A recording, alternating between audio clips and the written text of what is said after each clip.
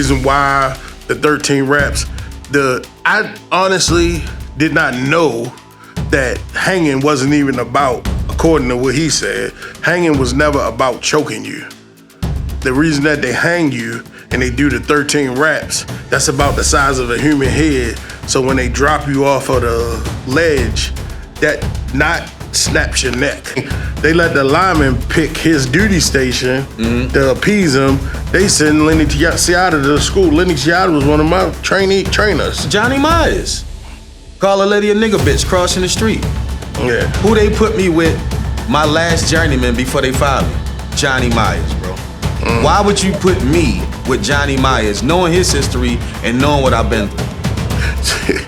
Crazy. I just had the experience of them actually holding it. When I turned around from my locker, I just saw Joe standing there with the noose, and I'm like, is that a noose? And as I start to say noose, he smiles like, yeah, like noose. So I'm like, if I crack this motherfucker upside his head right now, I'm done. You know what I mean? Yeah. So I said, well,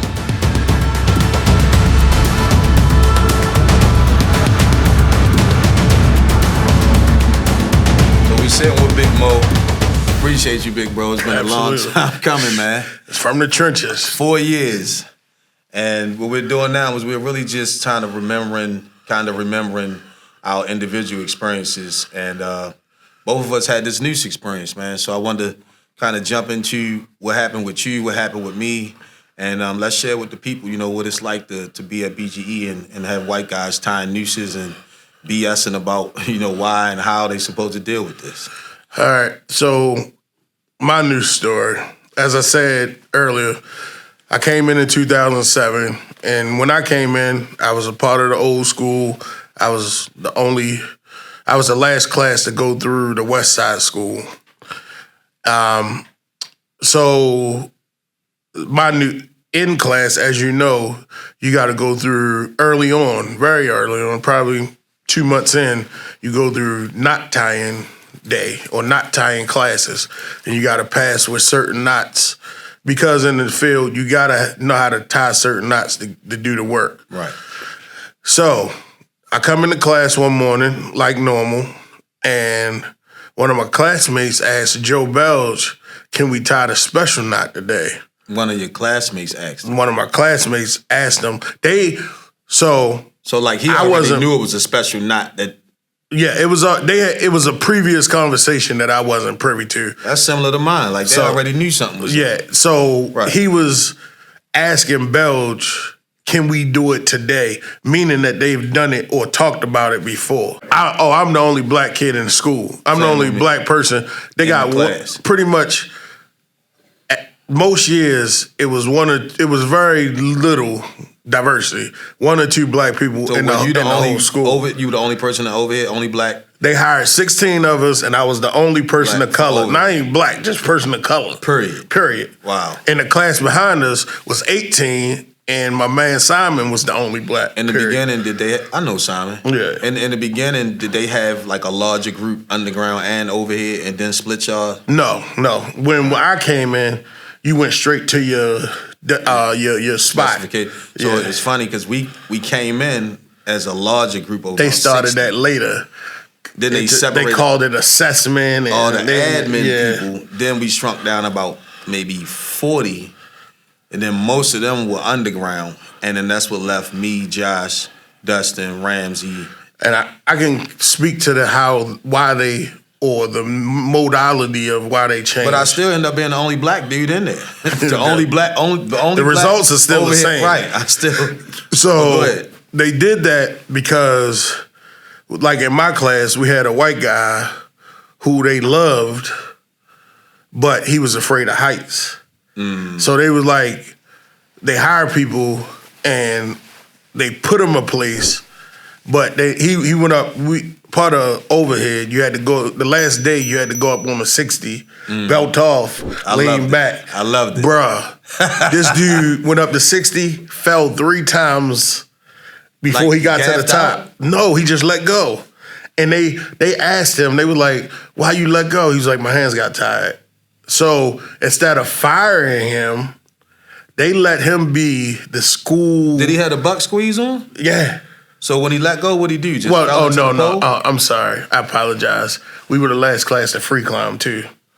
So How he was had off the ground? He went up to 60. So he had the Peter Pan on. He didn't have the buck skis. What's the Peter Pan? I don't know that. The attachment to the harness, so in case They you had like fall, a carabiner. Yeah. So What that's was a it hooked to? safety A at the top of the pole. Oh man, that ain't no real climbing. Yeah. Well, he was free climbing. he was free climbing pole gotcha. steps. All right. It wasn't climbing a 60. He was free climbing pole steps. Because I climbed that joint straight with the buck squeeze. all later the way up. on, because y'all had the buck squeeze, You didn't have you didn't the need buck to have. squeeze You at didn't the time. need all that. We Gotcha. didn't. We free climbed all through school. Damn. And for the 60, it was pole steps the whole way. The whole premise was to get to the top, belt off, and be comfortable laying back on top of a 60. Got you. He pole climbed, let go 3 times. They used the Peter Pan to get him down. They like winched him down, and they asked him why, and he was like, "My hands got tired." And they like, "You do realize if you do that in the field, you gonna fall." Yeah.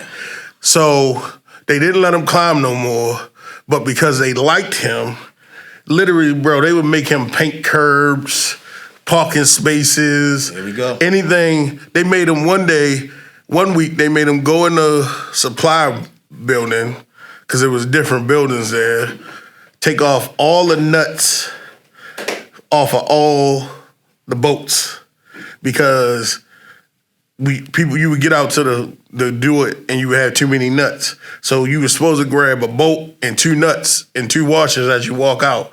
But the boats came with 4 nuts. So they made them take all the nuts off all the boats. And then people forgot to grab nuts, so they made him go put the nuts back on the boat. So dumb shit, but he kept his job. Right, that's my point. He's hired to be an overhead trainee. Yeah, he wound up going to the test can't department. perform. Yep. And in the midst of the training, instead of disqualifying him because he can't perform, They send him to the test and department. protect his job, all while being a trainee. Yep. Which means he's in probation. He's supposed to be proven. Yep. All right, so we see where that goes. So Back because of time. back to the news story. So the special knot day. So I still don't know it's a noose. I don't know what's going on. So Joe gets up in front of the class and he's showing everybody how to tie this special knot. He says, take your rope and put an S. You start off with an S. And then the hanging side, the short side, you start wrapping. And he explains the wraps, the reason why, the 13 wraps. I honestly did not know that hanging wasn't even about, according to what he said, hanging was never about choking you. The reason that they hang you and they do the 13 wraps, that's about the size of a human head. So when they drop you off of the ledge, that knot snaps your neck. That was the purpose of the 13 wraps. Right, So your neck gets broken before you actually get strangled. The strangling part is a backup plan. And that was explained in class. That he told us how to make the S. He told us how to make the 13 wraps. And this is Joe Bells. This is Joe Bells directly talking to me in the class about this. So here's the crazy part. Fast forward to my experience in 2024. In 2018. Not even thinking about what happened with Trey and Marcus and them, which is where the picture came from. They must have adjusted because when I came in that day, he didn't go through any of that. I just had the experience of them actually holding it. When I turned around from my locker, I just saw Joe standing there with the noose, and I'm like, is that a noose? And as I start to say noose, he smiles like noose. So I'm like, if I crack this motherfucker upside his head right now, I'm done. You know what I mean? Yeah. So I said, well, let me try to use some maturity, and I tried to engage in intellectual conversation. Really, can you imagine how I feel? I'm trying not to come off aggressive, but also trying to show him that I'm not intimidated. Yeah, I ain't gotta imagine how you feel. You know what I mean? So It's the same thing as a black man I felt. When Josh holds it up, and Josh is the dude in the class that's like graduated from a Christian high school, you know what I mean, good dude. So when Josh holds it up, it fucks me up. Like, Josh? Yeah. And then Dustin didn't surprise me. But when he said like this, I said, oh, they already had these. You know what I mean? It wasn't just one person. See, it was three people three white guys standing around a black dude from East Baltimore who supposedly got violent tendencies. But the part of the story that nobody is going to highlight is how I maintained my composure, engaged in intellectual conversation, did not run right away and tell, tried to endure it. And then when I told about what happened, they said I was a liar. They said that I asked him to tie nooses. They said that me and Joe were friends. We weren't friends. He was my instructor. We were closer in age because I'm older, but you know better. And on top of that, I mean, we can get into the details of the experience, but the company has policy that says we have zero tolerance for anything that aligns itself with this kind of behavior. What shocked me was after I reported him, after they investigated, after they substantiated, he wasn't terminated. Well, it didn't shock me because I let you finish the telling your part, but that wasn't the end of my story. Well, go ahead, So after we tied the noose, same thing. You said that imagine how you felt. I ain't gotta imagine shit. I'm a black man. I'm in a room with 10 white men, and we all tying nooses. Not we all. I'm acting to participate, to not make a scene about shit. I already had it. How the hell are you supposed to compose yourself as a black man in the midst of white men doing racially intimidating and you know? And this is why I told you this set the standard for the rest of my career for BGE. I already knew what it was. This is why when we first met, like you said, I was very quiet. I was very observant because I had already been through this shit.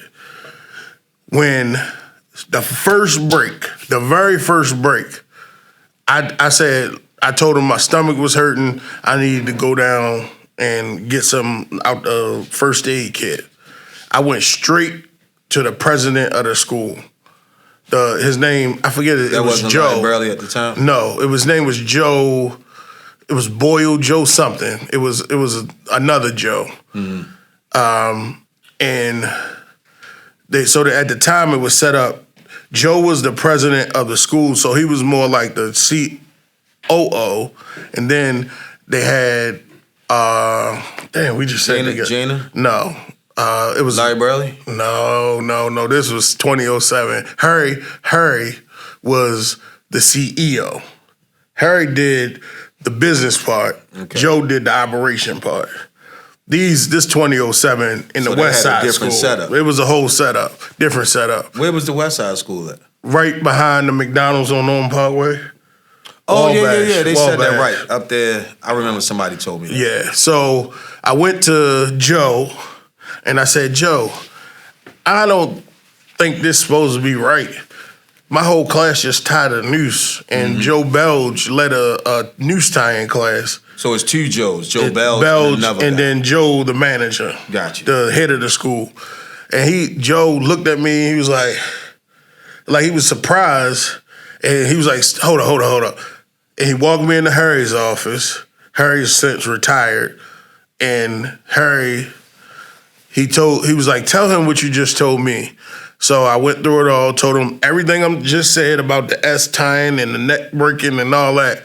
And Harry looked at Joe, they looked at each other, they looked stunned. And they was like, thanks for letting me know. We're gonna handle this. This will never happen again.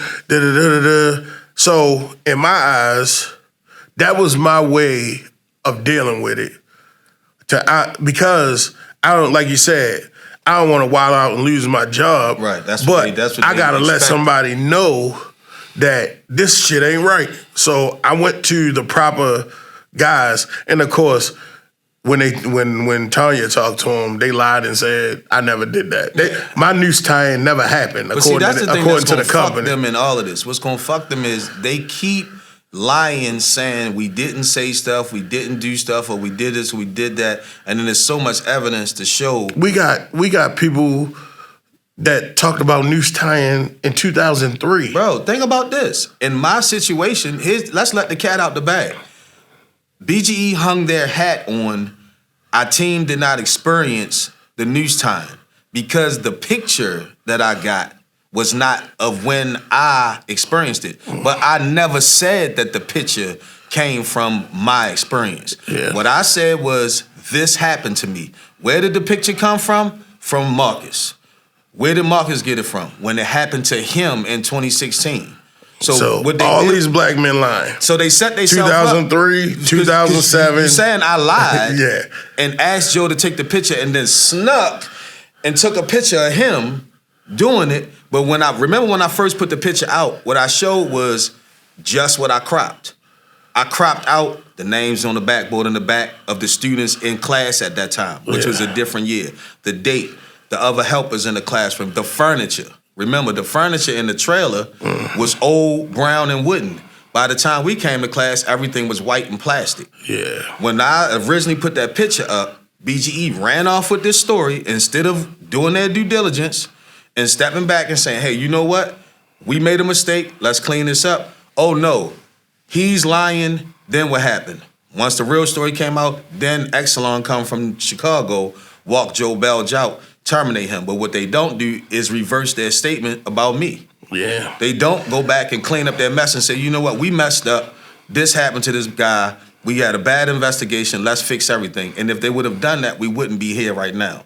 So in some way, you're defending the Noose tying. Yeah. You're defending Joe because the first time, and you witnessed this, right? Mm-hmm. Remember, when we first met, we didn't particularly talk. I didn't know. I said earlier. I don't like this dude because he don't talk to other black dudes. But I realize now you had the experience I had, which by the time I had the experience, I didn't know who to trust no more. And I'm gonna speak to that specifically.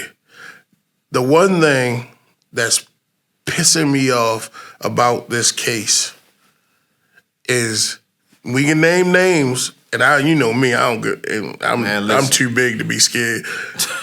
The people that was in the trenches with me that are now been given a title, now they don't know Some nothing. Of the same. They don't know nothing. Went through the same. They went through that we going through.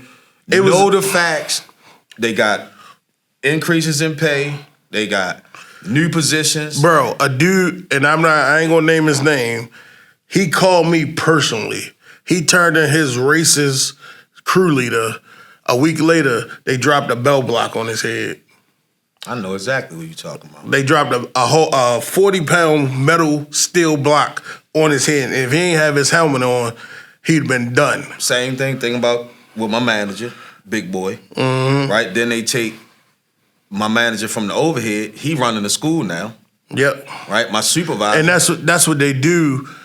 I told earlier, I talked about Lenny Ciotta. Mm-hmm. Lenny Ciotta, if you don't know the story of him, he called his lineman a dumb nigga on a pole. The lineman come down, beat his ass. And he take him inside.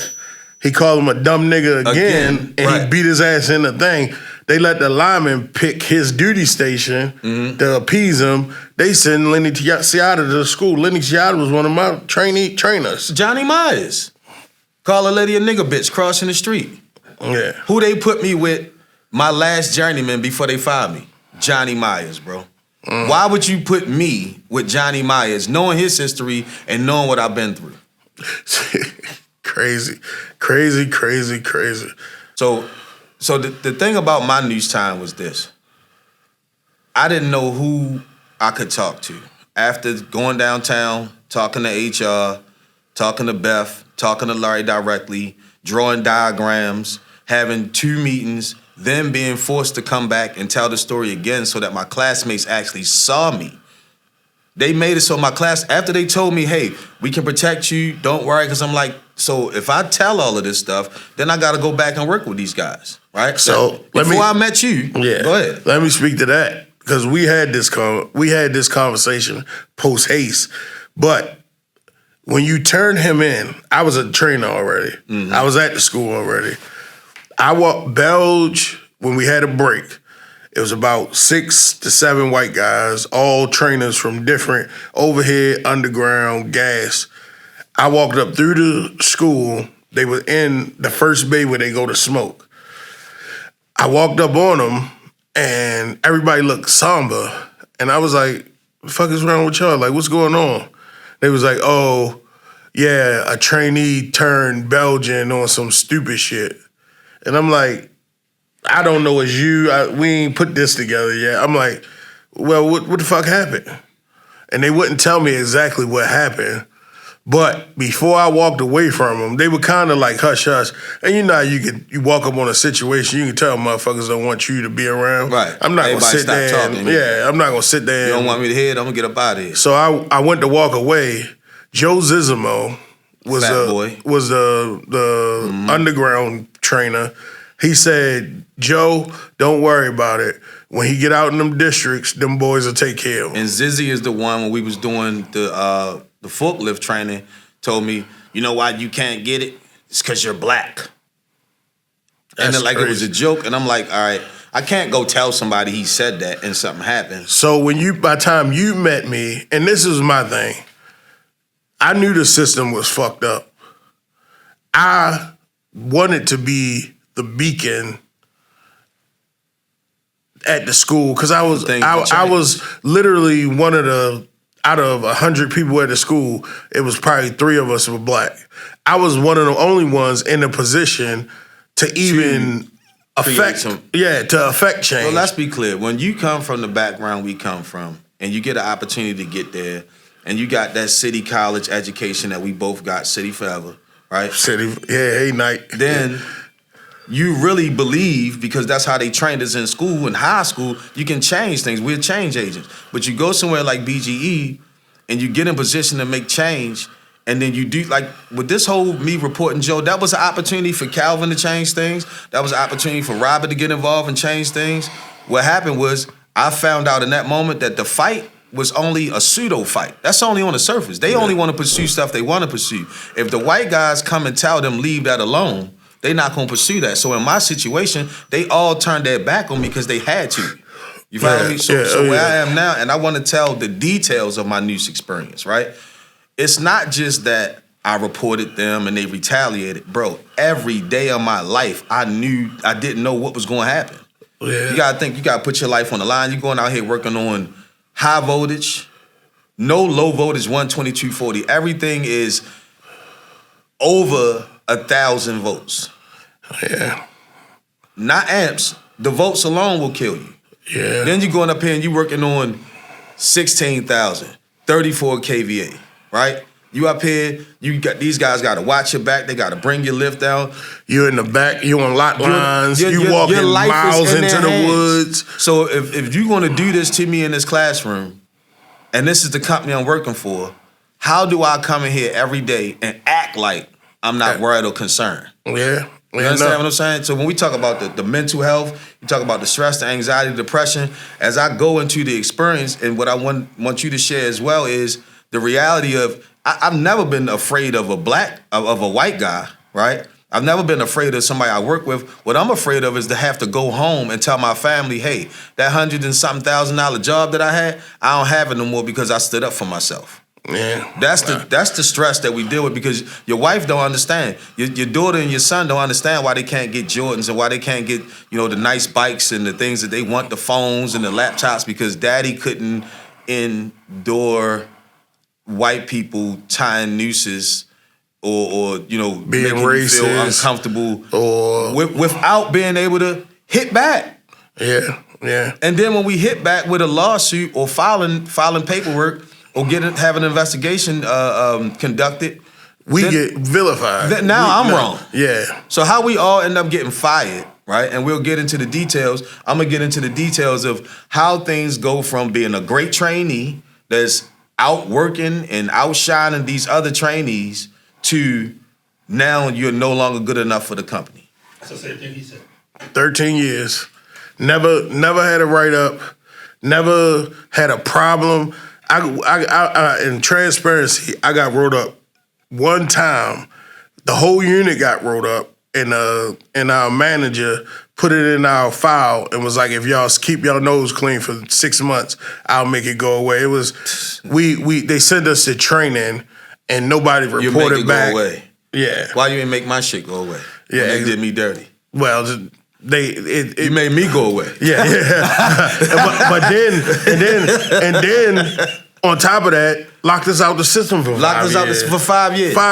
How in Maryland, I couldn't work in PA, Maryland, or DC for any company that had anything to do with BG. Using that 5-year ban that we got changed. Now they using it to bring back white guys that got fired for violating company policy because the 5-year ban being taken away applies to everybody. Yeah. Now except for the guy that's on our case that say, oh no, it don't apply to you though. Yeah.